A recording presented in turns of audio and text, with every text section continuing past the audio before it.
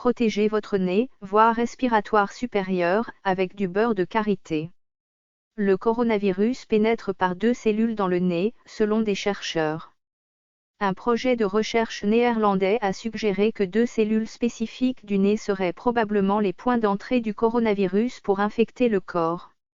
Mais alors que les scientifiques savent que le virus infecte le corps d'une manière similaire au coronavirus qui a provoqué l'épidémie de SRA en 2003, personne n'a encore été en mesure de déterminer exactement où il pénètre dans l'hôte nouvellement infecté. La clé réside dans 2 protéines utilisées par le virus pour pénétrer dans l'organisme. L'équipe a testé les données de l'atlas des cellules humaines pour 20 types différents de tissus prélevés sur des personnes non infectées, notamment des cellules pulmonaires, des fosses nasales, des yeux, des intestins, du cœur, des reins et du foie. Ils cherchaient des signes de libération des 2 protéines d'entrée lorsque le virus pénètre dans la cellule, puis lorsqu'il se multiplie. Et bien qu'il les ait trouvées dans un certain nombre de cellules corporelles différentes, les plus prometteuses étaient les cellules caliciformes dans le nez, qui produisent du mucus qui aide à réchauffer et à humidifier l'air que nous respirons, et les cellules ciliées, également dans le nez, qui contiennent de minuscules des poils qui empêchent les matières étrangères comme les particules de poussière de pénétrer dans les voies respiratoires. C'est la première fois que ces cellules particulières du nez sont associées à Covid-19, a déclaré le Dr Nawijin. Bien que de nombreux facteurs contribuent à la transmissibilité du virus, nos résultats sont cohérents avec les taux d'infection rapide du virus observés jusqu'à présent. L'emplacement de ces cellules à la surface de l'intérieur du nez les rend très accessibles au virus et peut également aider à la transmission à d'autres personnes. Les cellules ont également été trouvées dans la cornée de l'œil, ce qui suggère que le port d'un masque facial chirurgical commun n'offre pas une protection complète contre le virus. Par exemple pour le rhume, un virus est déposé à l'avant des voies nasales par des doigts contaminés ou par des gouttelettes de toux et d'éternuement. De petites doses de virus, 1 à 30 particules, sont suffisantes pour provoquer une infection. Le virus est ensuite transporté à l'arrière du nez et sur la zone adénoïde par le nez lui-même. Le virus se fixe ensuite à un récepteur, ICAN1, qui se trouve à la surface des cellules nasales.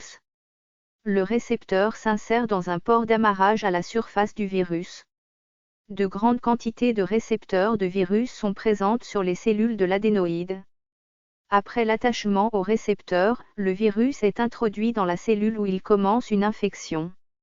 De nouvelles particules virales sont produites dans la cellule infectée.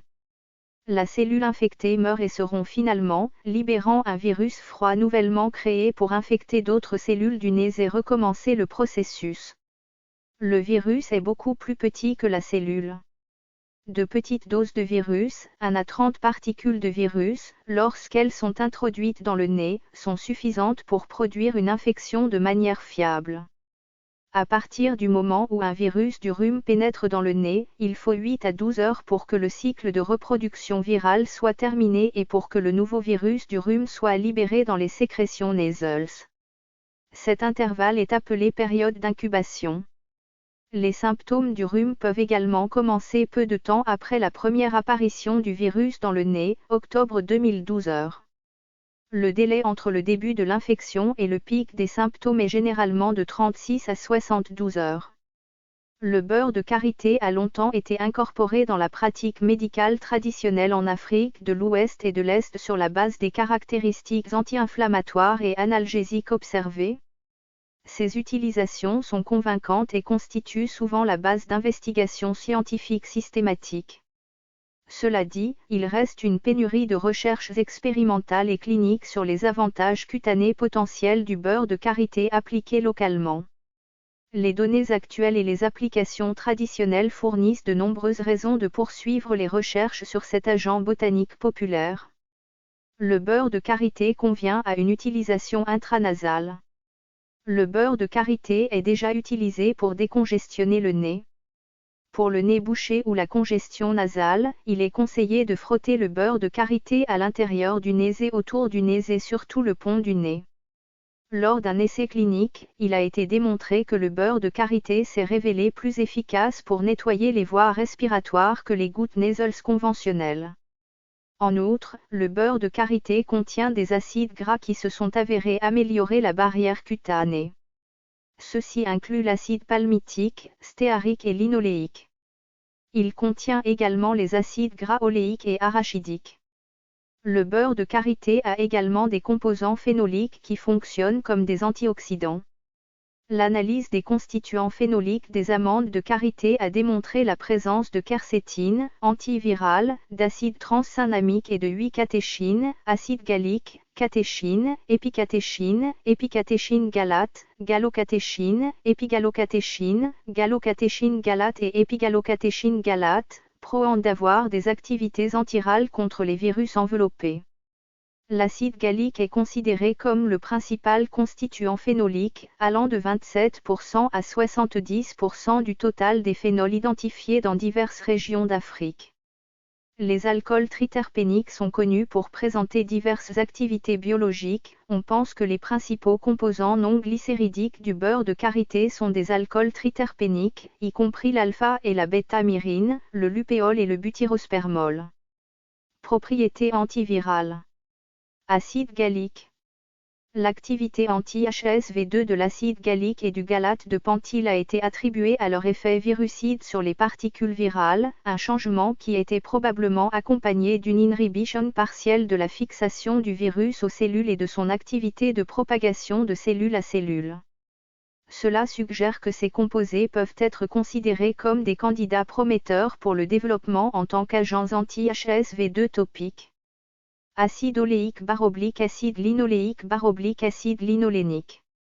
Les activités virucides observées pour les virus contenant des lipides semblent être dues à une interaction perturbatrice des molécules d'acide gras ou de vitamine avec l'enveloppe virale lipide-protéine entraînant la libération de protéines de l'enveloppe à faible concentration et la délipidation de l'enveloppe à haute concentration de l'agent virucide.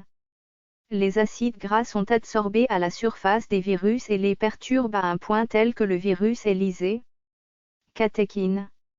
L'analyse des constituants phénoliques des noyaux de karité, Vitellaria paradoxa, a révélé 8 composés de catéchine, acide gallique, catéchine, épicatéchine, épicatéchine galate, gallocatéchine, épigalocatéchine, gallocatéchine galate et épigalocatéchine galate, ainsi que quercétine et acide transsynamique.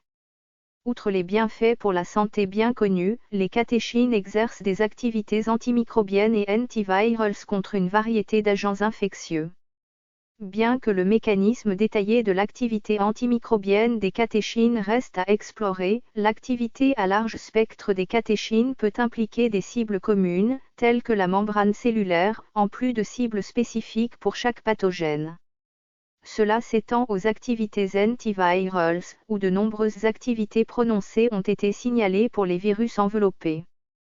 Combinaison appropriée de certains esters comme la TAFL-avine, la TAFL-avine 3,3 digalate, la TAFL-avine 3 monogalate, la TAFL-avine 3 galate, la TAFL-avine 3 galate, la théarubigine, l'acide gallique, l'acide tannique, épigalocatéchine galate, EGCG, épigaloatéchine, EGC, galate d'épicatéchine, ECG, et épicatéchine, EC, galate de gallocatéchine, GCG, et catéchine avec support peuvent être utilisés pour prévenir et traiter la volaille grippe en inhibant les infections à H5N1 dans les cellules de mammifères en bloquant sa fixation et son entrée dans les cellules.